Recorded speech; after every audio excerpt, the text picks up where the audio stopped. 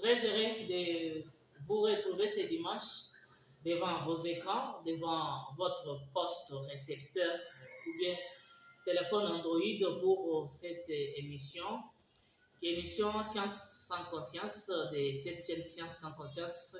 Cette émission ou cette chaîne qui se base sur les actualités de l'Est de la République démocratique du Congo. Au pays, l'actualité reste dominée sur le point de presse entre les deux présidents, le président de la République de la France et le président de la République démocratique du Congo, donc Emmanuel Macron, face à Félix Antoine Tshisekedi Tshilombo.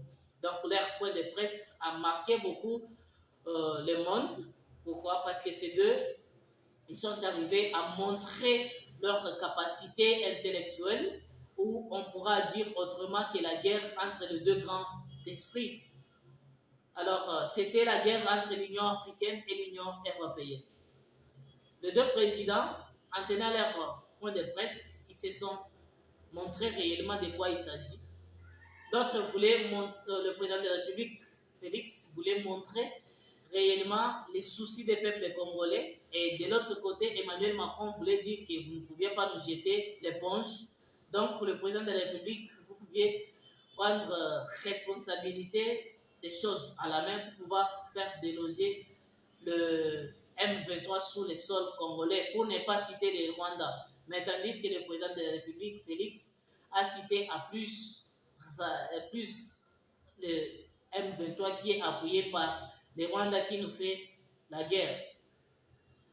Dans cette émission, je vais vous mettre les extraits forts ou les temps forts de leur point de presse devant la presse du monde.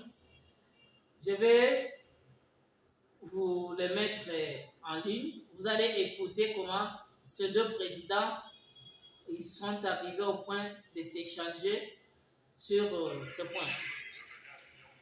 Pardon, on recommence dès le début.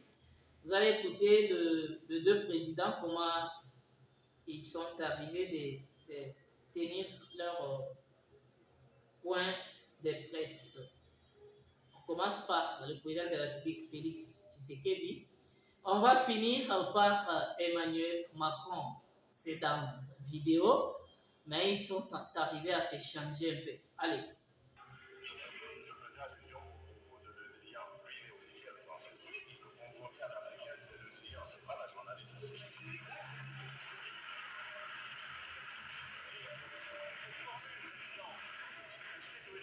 Et on sait le contexte électoral, non mais on sait le contexte électoral, il n'y avait pas de caractère de mépris dans la formule de Jean-Yves Le Drian.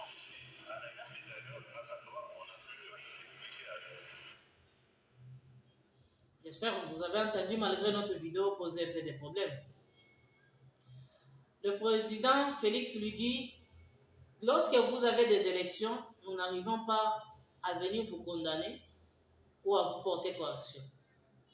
Vous devez laisser aussi l'Afrique à être libre, à gérer leurs histoires ou à gérer les élections. Donc, les problèmes de l'Est de la République risquent de perturber notre processus électoral.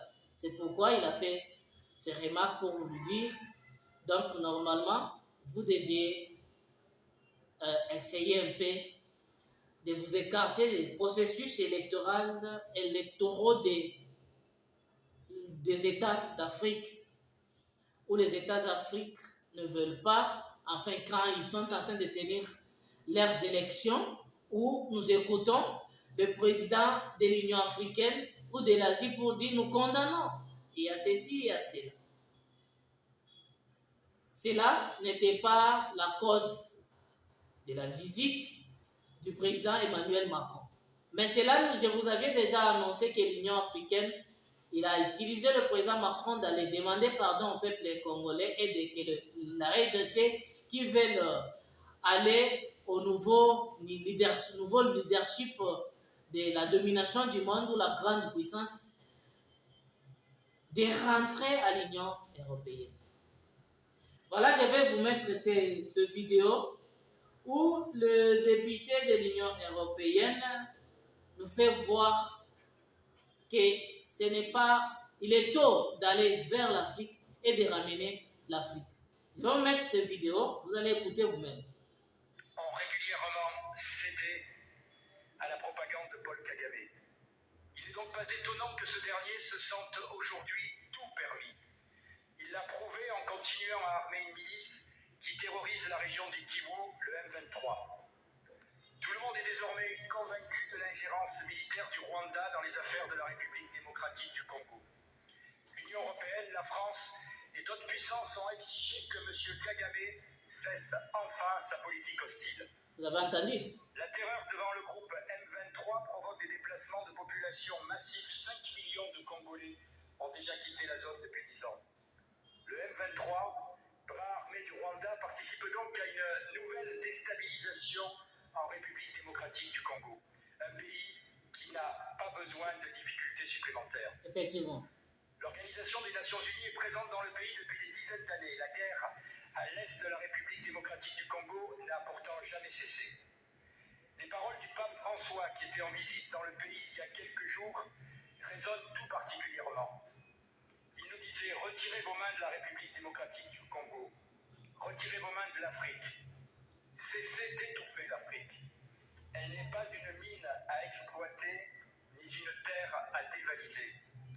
Tout le monde sait bien que le Rwanda s'enrichit notamment grâce au commerce illégal de ressources exploitées illégalement en République démocratique du Congo, et notamment dans la région du Kivu. Ah ouais. Ainsi, nous voyons bien que sans une pression internationale forte exercée sur le Rwanda, celui-ci ne cessera absolument pas de participer à la déstabilisation de l'Est de la République démocratique du Congo. Alors que session après session, nous nous indignons des ingérences étrangères en Afrique, il est temps de nous interroger sur nos erreurs qui précipitent les États africains dans les bras d'autres puissances. J'espère que vous avez entendu. Ce député, il a parlé, il a dit des vérités dont Emmanuel Macron était venu parler avec le président. Je suis en train de voir, c'est comme si nous, la presse, nous n'arrivons pas à écouter, à comprendre comment les choses fonctionnent. Oh, Emmanuel Macron, il a injuré Félix Tshisekedi. Oh, Emmanuel Macron a dit ceci. Ce n'est pas ça, c'est qu'Emmanuel Macron, il n'était pas venu pour le point de presse. Emmanuel Macron, il y a d'autres, ils ont fait 1 heure du temps avec le président de la République, tête à tête. Là, il n'y avait pas de caméra. Il n'y avait pas un journaliste dedans. Ils se sont échangés pour pouvoir dire, voilà ce que je suis venu faire. Voilà ce que nous vous demandons. Le président aussi a dit, voilà notre souci, et ceci, et cela. Ce n'est pas le point de presse. Le point de presse, c'est pour essayer un peu d'aveugler le monde. Mais, les meilleures cartes, ou une bonne carte, c'est fait, c'est lorsque ces deux présidents étaient dans leur bureau, 2 ans. Les deux personnalités étaient face à face où ils se disent des vérités.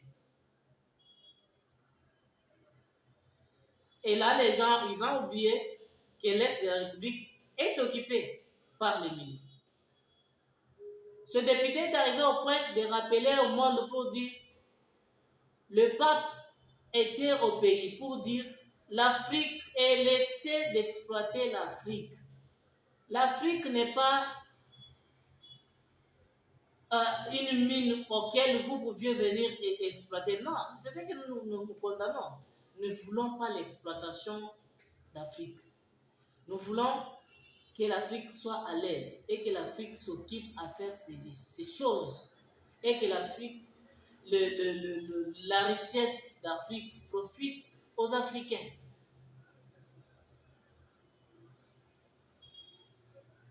Chers frères de la presse, cessons de faire de fanatisme. Non, non, il ne faut pas faire ça. Nous devions comprendre les choses au-delà. Ne comprenons pas comme des enfants. Ne comprenons pas ces choses comme des enfants. Ce n'est pas le point de presse qui peut arriver au point de dérailler notre métier, non. Et Emmanuel Macron, il est parti. Le député national Mwanda Chuchu, il a été condamné. Pourquoi? C'est parce qu'on a retrouvé dans sa ferme où il avait caché des milices pour les M23. Autrefois, on a entendu les FBI aux États-Unis, ils se sont exprimés pour dire voilà, il y a des députés nationaux qui sont en train de financer des milices afin que cela ne puisse pas finir en République démocratique. Ça fait partie. Mwanda Chuchu aussi, il est parmi ces gens-là. Voilà, Mwanda Chuchu, il a été condamné. Mbosso l'a dit autrefois pour dire, chers collègues, cessez de soutenir les groupes armés. Mwanda Chuchu, il avait un problème aussi parce qu'il y avait un député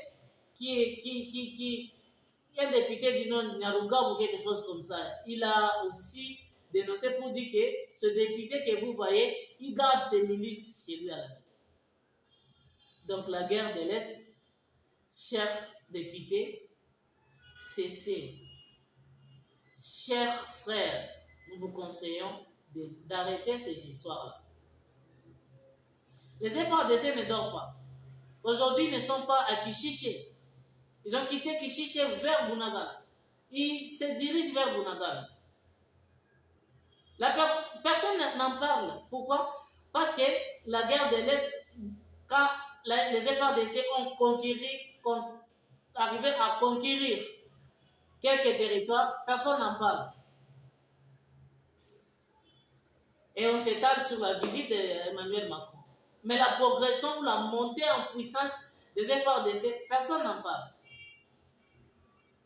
Je ne sais pas, nous pensons à quoi? L'Est de la République, c'est notre sol. C'est notre sol.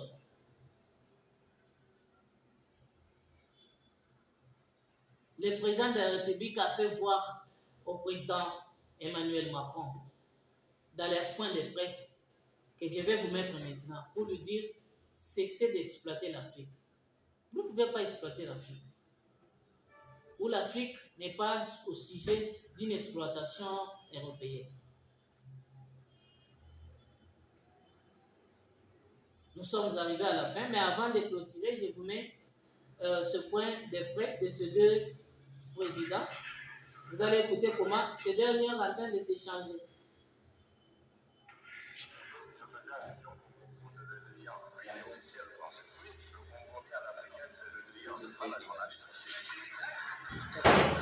Vous avez entendu?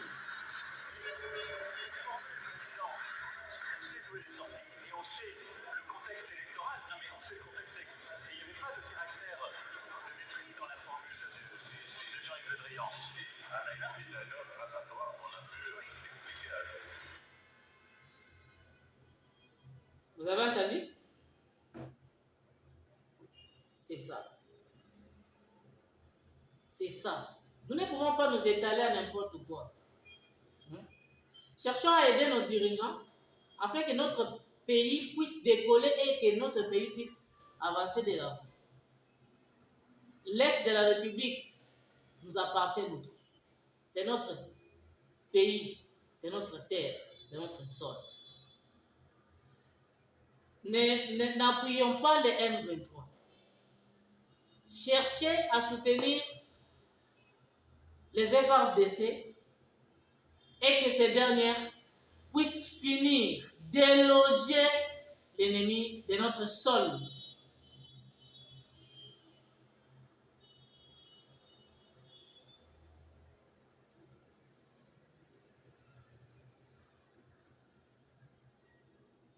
Je vous annonce aussi que Joe Biden, il a proclamé aussi sa visite en République démocratique du Congo.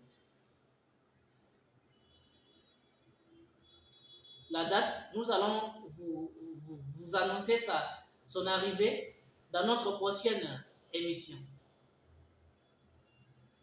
Chers Congolais, chers compatriotes, soyons unis.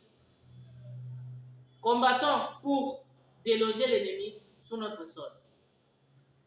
La guerre dont la République rwandaise nous menace ou la guerre dont nous sommes sujets de victimes de cette guerre, ou dont nos frères, nos sœurs sont violés, tués par la République ou par les éléments de Paul Kagame. Nous connaissons l'adresse, nous connaissons la personne qui nous livre cette guerre. Finira par rentrer où elle est venue. Avec Dieu, nous allons finir la guerre. On se croise les jeudis. Nous allons vous parler de la date de l'arrivée de John Biden sous notre sol. Merci. C'est la fin de cette émission. Chers parents, vous qui nous ont écoutés partout où vous êtes, nous vous souhaitons un bon dimanche et bonne continuité de la semaine écoulée. Nous vous souhaitons que cette semaine soit une semaine, la semaine de réussite, une semaine de progrès pour nos militaires qui sont à l'est, qui se dirigent vers Bunagana. À nous revoir. Merci.